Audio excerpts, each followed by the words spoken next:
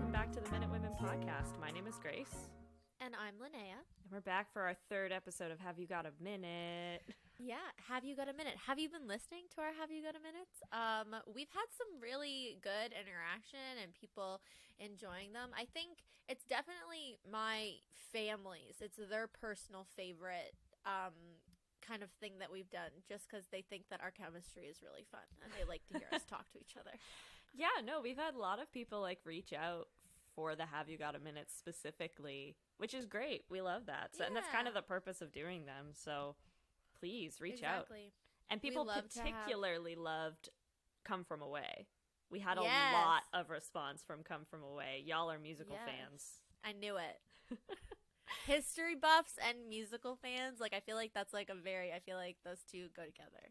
Yeah, I think that's a pretty safe crossover for a lot of people. Yeah, for sure. We had someone reach out on Twitter and they told us that Come From Away is being recorded for streaming services that's going to be distributed in the fall. Ooh, like Hamilton was? Yeah, so I don't know what cool. Streaming service it's going to be on. Yeah. I love that. I'm a big fan of just the stage production being recorded and then presented for people to watch. We can't just pop over to New York, especially not right now, and watch something on Broadway or Toronto or London. We don't really, Nova Scotia specifically has Neptune, but you don't really see those kind of big trending plays there through the year, kind of when they're really big in their prime. And we usually have to wait till the movie comes out, and then the movie's never the same as a stage production. So yeah, there's something really nice about watching it on stage. It's almost like it was meant for stage, and that's how it was crazy. Written. It's crazy. It also just seems more natural that people would break out into song on stage versus in a movie. 100%. I don't know why. Especially when it's live action. Like a cartoon, you get away with it. You're oh, we're breaking out into song, it's a cartoon, whatever. But yeah, I'm talking about that, and we will get back into these lovely Twitter subscribers who have gotten back to us. But Dear Evan Hansen is a very popular musical. That is Linnea's favorite. Her man, Ben Platt. It is, but they're making it into a movie. Are you nervous? I am, because I don't think it's a musical. Oh.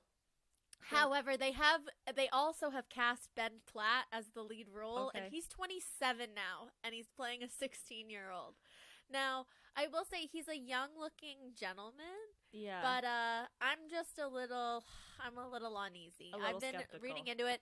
You can't really the trailer that they released, it's very hard to tell if it is indeed a musical or if it is just a regular movie. Right. So we'll see. I'm reserving the right to not like it and be disappointed, but I will watch it. I will watch it. So I know nothing about that musical. The only thing I know about it is that Ben Platt is in it, and I only know that because Linnea is in absolute love with Ben Platt. I love him. So what is the plot of Dear Evan Hansen? Oh, Dear Evan Hansen is really sweet and sad. Basically, the premise of the story is that there's Ben Platt, and then there's another guy named Connor, and Ben Platt is kind of a nerd. He's kind of like Brian from The Breakfast Club. Is my best description. He's a sad nerd. Not thriving in his nerdiness. A bit of a loner, a bit of a loser. And just not a super great family life. No dad in the picture basically. Great supportive mom, but just some complications there.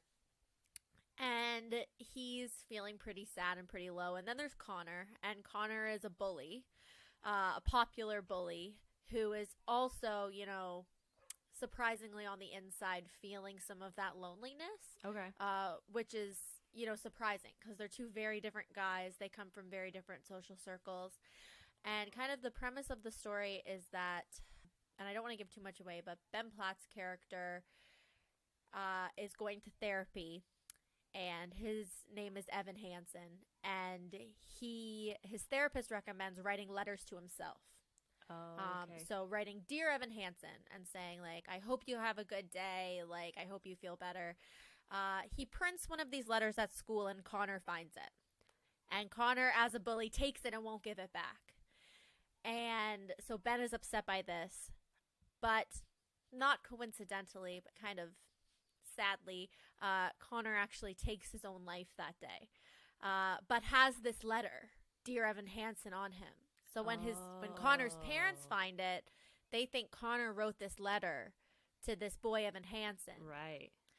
And then they thought, Connor didn't have any friends. He has Evan. So then Evan Hansen, who was a loser, builds up this whole story about how he and Connor had this secret friendship and how they were friends and how they cared about each other. And it kind of gives everybody this, piece to hold on to. And this kind of, you're not alone. And so right. It's this whole, however, it's all built on a facade. So I don't want to give too much away. So that's kind of where the play kind of starts. And then it goes through the motions of that. So it's definitely a coming of age story about kind of mental health and especially young men being vulnerable and sharing their feelings. Right. But beautiful musical, very, very sad, but also very happy moments. And yeah, it's got Ben Platt in it, and he's a little angel. Yeah, no, that's really interesting. I'd never really heard what the plot was, but that's a really intriguing story. Yeah, and kind of if you see any of the images for the Broadway musical, it's a casted arm. Yeah. And it's because Ben Platt's character, he has an accident and gets a cast, and the day that Connor takes his letter, Connor writes his name on his cast. He's like, now this way, he's like, it can look like we both have friends. Ooh. And that's kind of their only interaction. Right.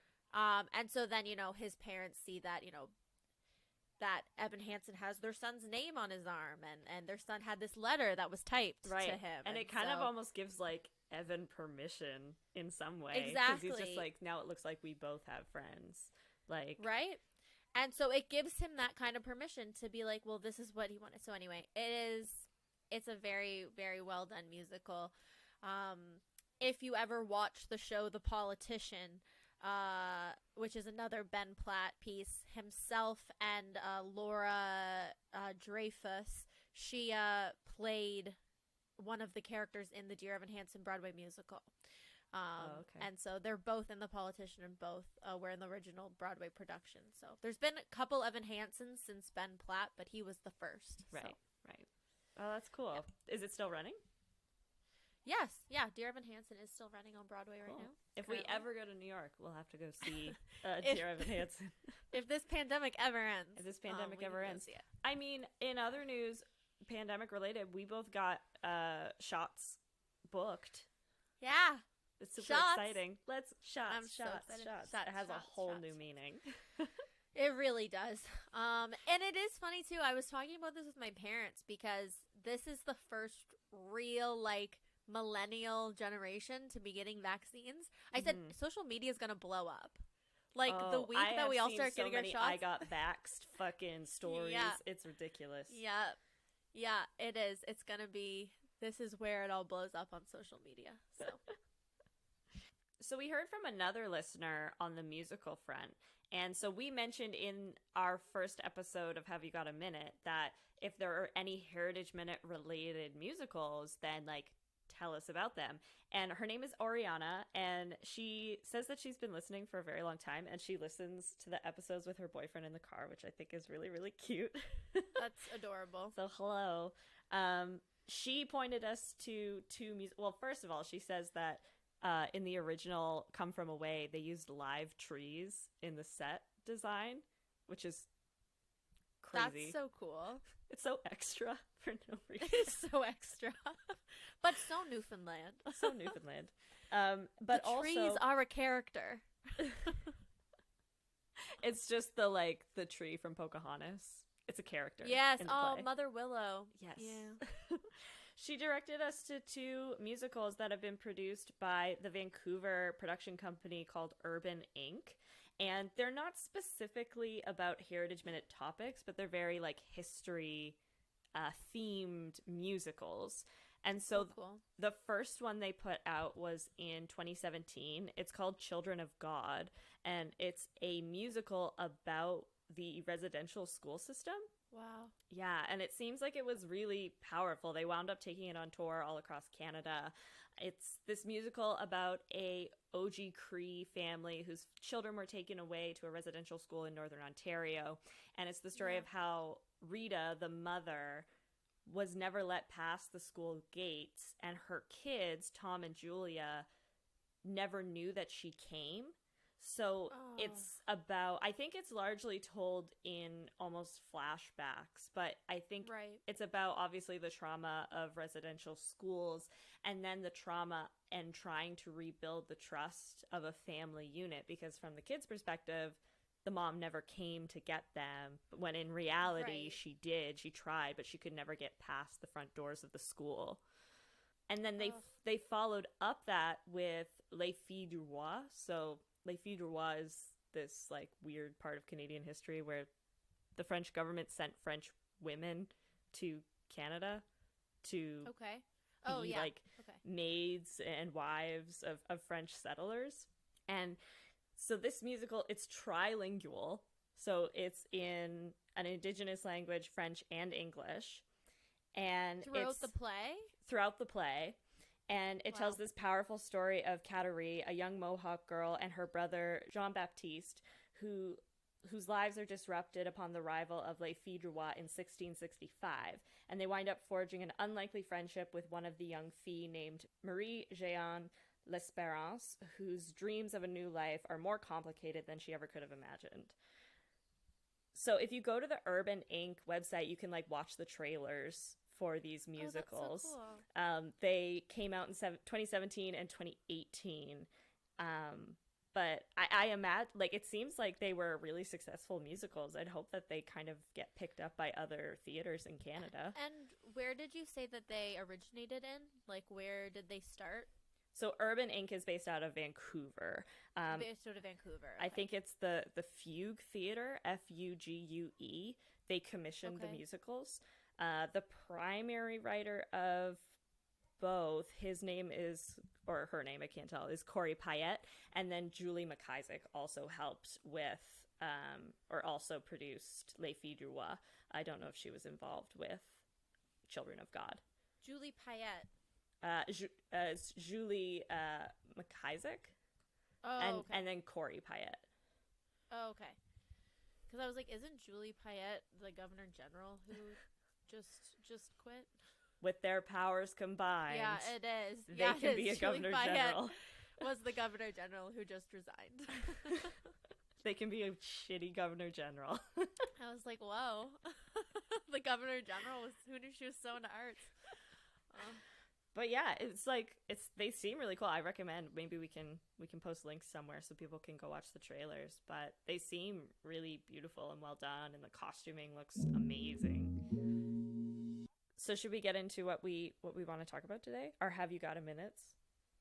Yes, let's do it. I think you went first last week, so I should go first. I did. Okay. You go first. I'm going to go first because, have you got a minute is very loosely defined as what we need to talk about. It's loose. We're loose ladies.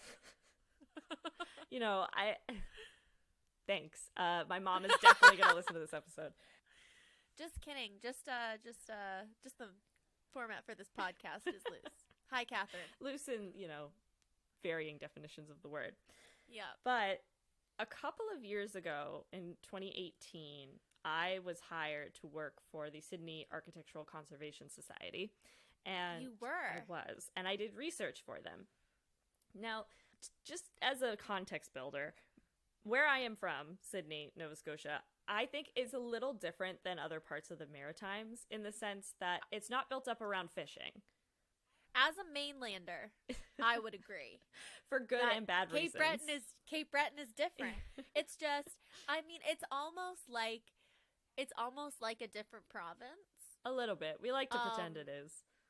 I think Cape Bretoners like to pretend it's a different province more than mainlanders would say that. Yeah, it's very much an internalized identity process. Yeah. But regardless, Sydney in particular, though, like even compared to the rest of the island, is pretty different because the rest of the island is very rural, whereas Sydney is the second largest kind of urban center. Urban very loosely. If you live anywhere with actual cities, you'll be like, that's not a city. But it was built up. It's got like 4 hotels. We do have a lot of hotels. There's lots of tourism. It's a city. You know, we got a main drag. We have a mall.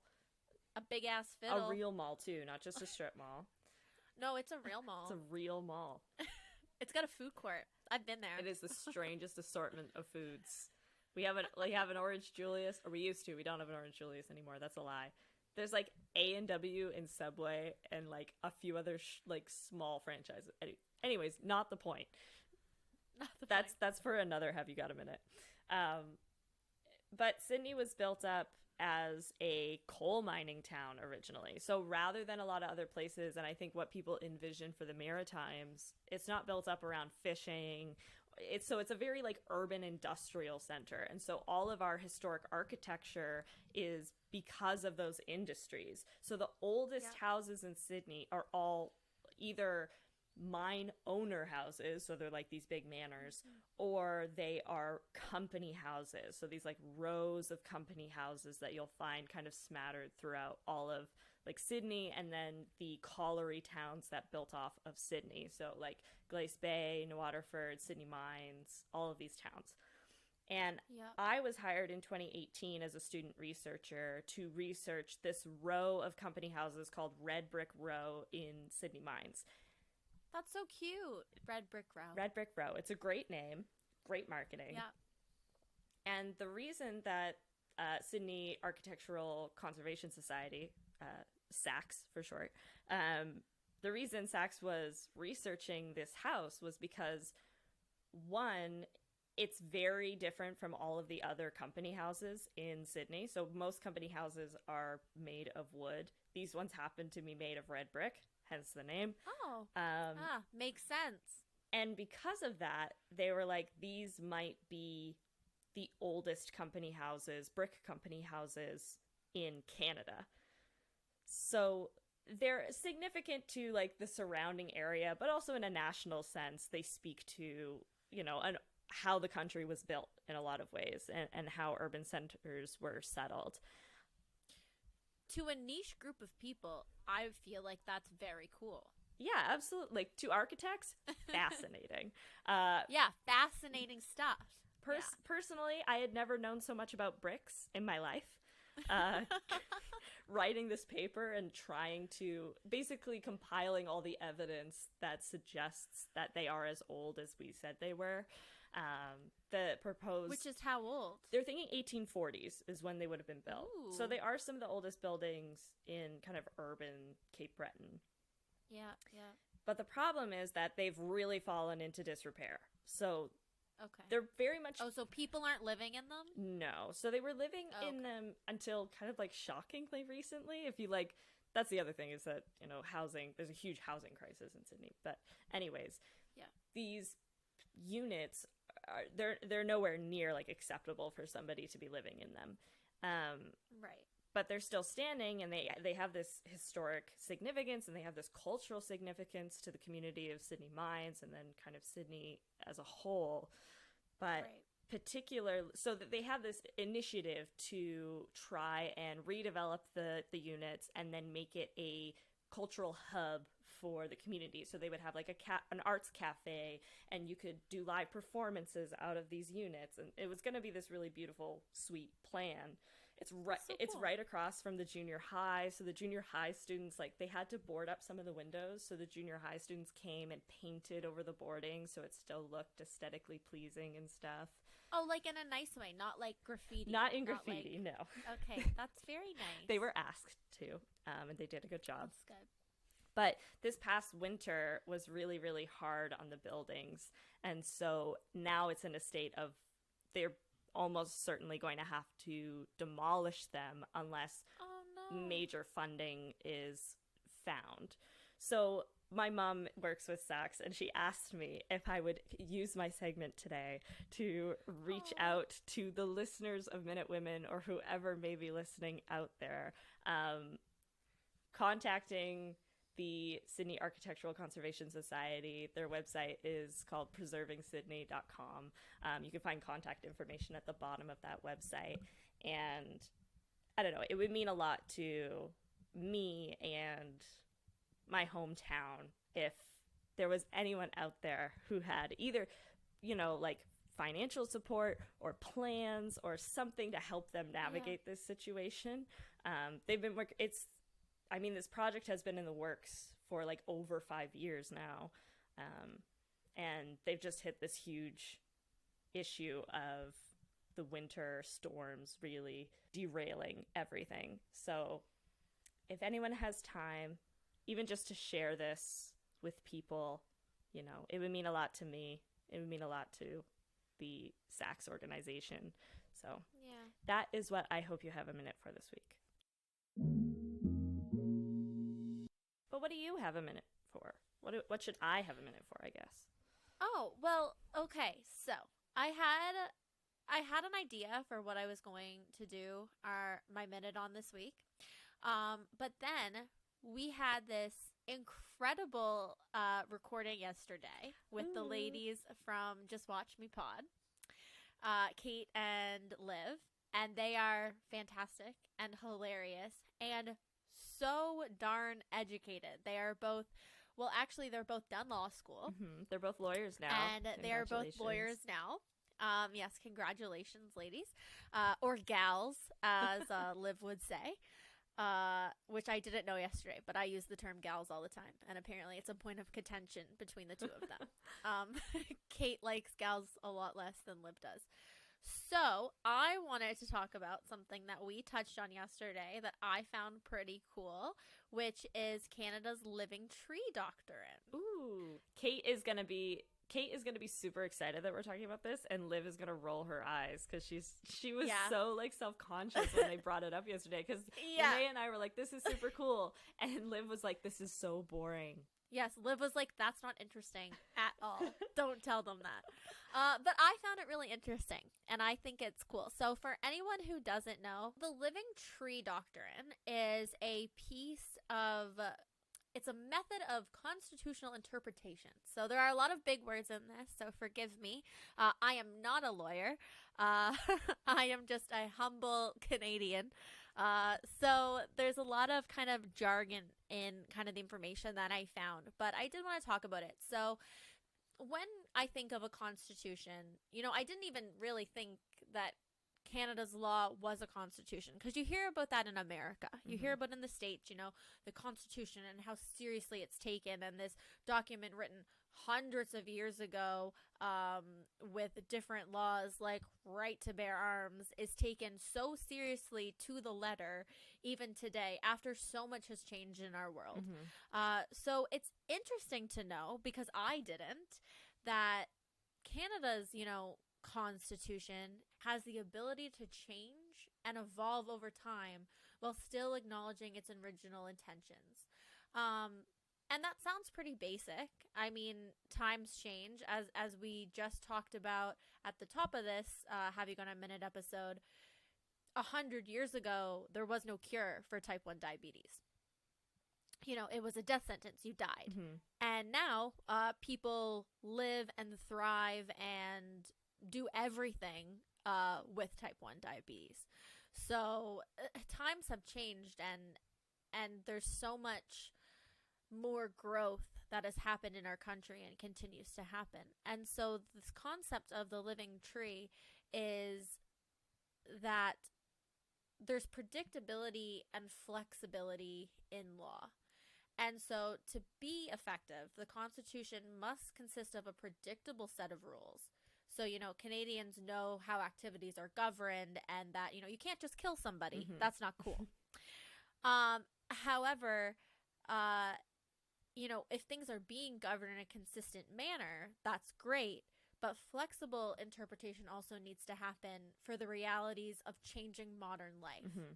The idea was that the Constitution needed to be able to be interpreted in this way, or it would be frozen in time and become more obsolete than useful. Right. And the Canadian courts saw that as a huge issue. So the biggest case that illustrates that balance of the predictability and flexibility that kind of embodies the living tree principle is Edwards versus Canada.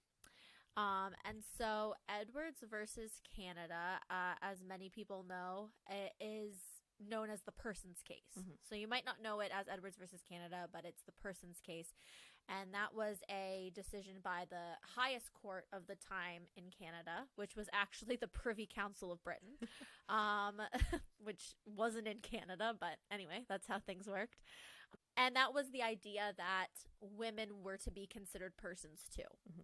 So originally it had been written so that, person in any legal reference in the Constitution was just referring to men. So including like only men could own property and only men could, have their own personal kind of income or say in what happened with that property. And it didn't happen with women. Women just weren't considered. Women couldn't vote. Women couldn't have a say. Women could vote by that point. So I think... Oh, yeah. Women could vote by that point. Yeah, I think it's really grounded in the idea that, like, persons... The definition difference would be, like, persons have rights... have access to rights and privileges, whereas women specifically, they have access to penalties and repairment. So you can say, like, I have suffered something, I've suffered a loss, and therefore I am owed something, but you can't say that, you can't do the things to prevent those things from happening in the first place. Right, yes. And again, I'm not a lawyer, so I But apologize. it's a good point, right? Like, so you already was starting to see a trend towards, like, that verbiage being a huge gray area. Yes. Because, like, okay, women can vote in certain jurisdictions or in certain provinces or in federal elections, but they're still not considered persons. It's like, look how archaic our interpretation of the word persons is, because it clearly isn't relevant to that society anymore. Right. So it was decided at that time that the Constitution had to be able to change and evolve with the times and what was happening. And now I had asked the girls yesterday about something that I wasn't sure if they'd know about, but if the Living Tree Doctrine had any kind of reference or importance in same-sex marriage and same-sex relationship kind of legal cases. Right, like if it was evoked to defend LGBTQ rights. Right, and so what I did find is that it has. Oh, cool. And so there's a case, a reference, which we also learned about with the girls, means that it's more of a question than a statement in the eyes of the law. And so it's asking how we can proceed forward on this. So same-sex marriage was updated in the Living Tree concept. So in 2004, this case was questioned. It was about the constitutional validity of same-sex marriage. So a Chief Justice, Justice McLaughlin, introduced another metaphor. So we have the living tree metaphor, and he stated the frozen concepts metaphor, which I'd kind of touched on at the beginning of this. So he said that the Canadian constitutional interpretation is a living tree, which by way of progressive interpretation accommodates and addresses the realities of modern life. By allowing the term marriage to adapt or to grow with contemporary times, its meaning within legislation becomes modernized and subsequently includes the unions of same-sex couples. Right. So before that, it was kind of like saying persons just automatically meant men. It was meant to mean men, and marriage was meant to mean the union between a man and a woman. Right. And so the Constitution was again, evolved in 2004, and the language was used to update that that same-sex marriage adequately deserves all of the rights and all of the privileges of heterosexual relationships. That's so cool. Yeah, so it's a really interesting concept, something I had never ever heard before, but it just makes so much sense. Yeah. And so I just wanted to take a little time to kind of bring that to light, the living tree doctrine and the concept of frozen in time kind of law or rule, and how in Canada we're just so progressive and we just evolve. We're trying. And we try. Yeah. We're trying. And I think it's really cool to see that growth and that evolvement at such a high level of the courts. Yeah. Because if it's important there, like if it's important to like our Supreme Court, like if it's important at that level, it's easier for laws to kind of trickle down and just obviously make sense at a lower level. Yeah, and yesterday when we were talking about it, we compared it to, you know, constitutional debates in America, which is obviously very different. But the thing that kept coming to mind for me was religion. Let's get deep. Yeah. Let's talk about God. Let's do it. Because so I grew up Catholic and went to church every Sunday.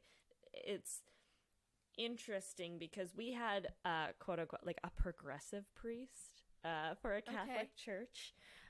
He was very open about criticizing the Catholic Church and some of its teachings and doctrines, but something that he said that always like stuck with me was that we have changed, or at least in his like perspective. Of course, like it's only his perspective, and I know that Catholic Church and a lot of religions have like impacted people in really damaging ways, and I'm not trying to disregard that, but in his perspective, he's like, the root of a lot of that pain comes from the fact that we misuse a lot of religious texts, in the sense that when it was written, the teachings and within the Bible or Torah or whatever religious text you subscribe to, in a lot of cases, they were never meant to be written down.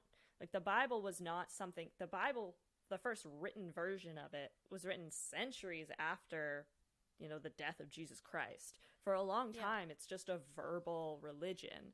And so a lot of those stories, they're meant to be metaphors. They're meant to be things that evolve and change over time. And the writing of the Bible inhibits you from being allowed to do that.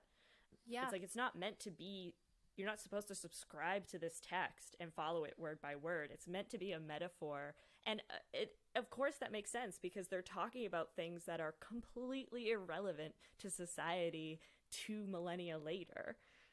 Yeah. So, you know, it's like the idea that you would subscribe to that word for word is absolutely bizarre, and not necessarily the intention of those stories when they first were told. They're not meant to be written down. They're not meant to not change. But exactly, because of the idea that like God is flawless, you as a human are not supposed to edit the Bible, quote unquote, even though that does happen because you translate it and do all these other things with it. You know, the text isn't meant to be perfect, but because we have this interpretation that God is this omnipotent, flawless being, that the text therefore is also flawless and you cannot change it. But anyways, can I just say, this sounds like the most progressive Catholic priest I've ever heard of. He is super cool. He was like, he's very much like, of course women should be priests, and like he was very like the big controversy, and the congregation gasps. And he's just like, yeah, divorce should be okay. Like it's very inhumane to suggest that, you know, like divorce from a partner means that God doesn't love you anymore. Yeah. Like, so for him, he has a lot of perspectives of like those, and to be fair, that's what makes you progressive for a priest. It's like, I think women should have jobs. But I think people should be allowed to get divorced.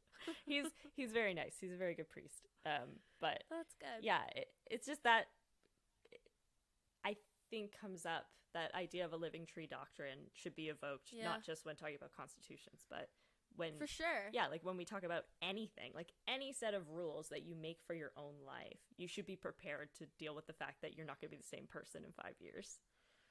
No, and I think the concept of written words and ideals being living Mm-hmm. is so cool. Yeah. Like saying how I feel today in this moment is not how I will feel / how I should feel in 5 years, 10 years, 30 years. Yeah. Like if I still feel the same way about everything that I have values on right now, there's a problem. Right. Like if my values and my understandings don't evolve over time, then that's a problem for me. Mm-hmm. And I'm not saying everything. Like I still feel like I'm not going to like mushrooms in 30 years. I'm not saying that I'm going to evolve that much. I'm not saying I'm going to change about that. But yeah, I don't know. Like you look back as to something as seemingly silly as smoking. Mm-hmm. 50 years ago, everybody Chill. smoked. Chill. 50 years ago, 20 years ago, my mom talks about getting a job as a secretary at a high school, and you go in the staff room and it's a cloud of smoke. And like my mom's 50. Like she's not 150. No. Like this was like her at 25, and that was like normal. Yeah. Like that was just how it was. Like everybody like that was just yeah, that was fine. She also typed on a typewriter. How far we have come.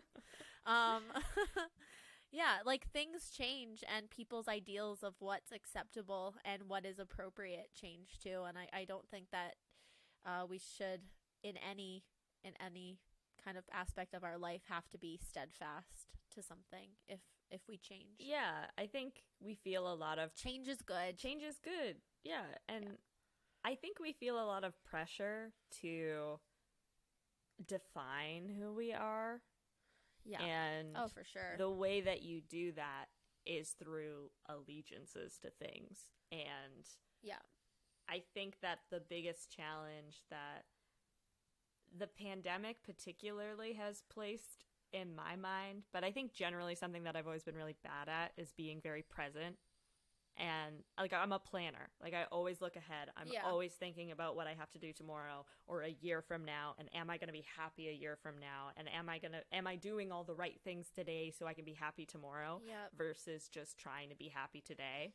And in a lot of respects that comes down to this feeling that everything you do today is then somehow going to be carved in stone, and you are now responsible for all of the things you say and do and prescribe. Yeah.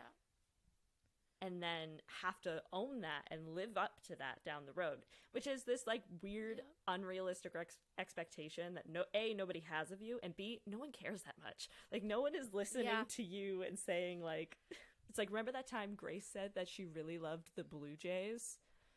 Seems like she's a freaking Braves fan now. Yeah. No, exactly. That bitch. Exactly. Yeah. No, it's so true. It's so true. And that is the standards. I think we're very similar in that way, that we both have so much fear for meeting expectations that people have of us. Yeah. And I definitely feel like the world being in this state of halt with a global pandemic has really made me evaluate a lot of things in my life. I mean, this has probably been the most tumultuous year of my life. Yeah. But also like a year of such growth, and like I've like found a lot of happiness in being able to not focus so much on others' expectations of me.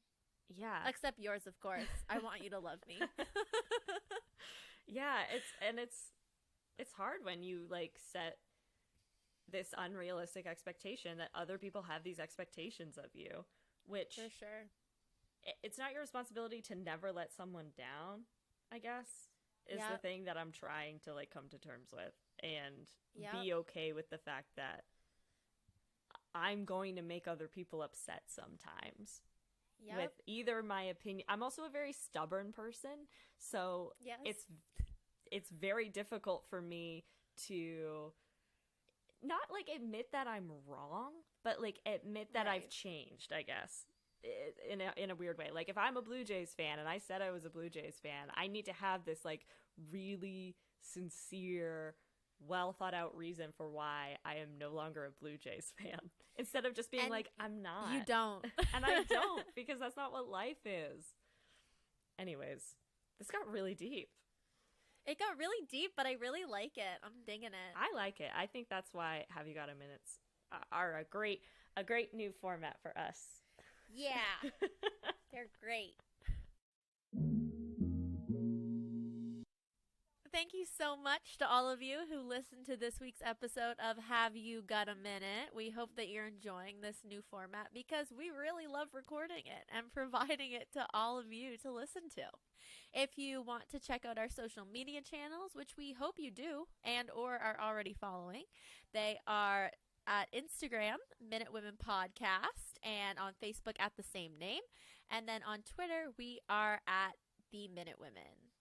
You can check us out there, and also our website, which is www.minutewomenpodcast.ca. And it's recently updated, looking hella fresh, and we recommend that you go check it out. It also has a link to our merchandise, which is from TeePublic and looks super cool. So go check it out. And make sure you're subscribed to the podcast on whatever platform you listen to us on. We release new episodes every Wednesday, so you can look out for those. Download the episodes, rate and review the podcast if that's an option for you, and share the podcast with all of your friends. Word of mouth is the best review. Bye. Bye.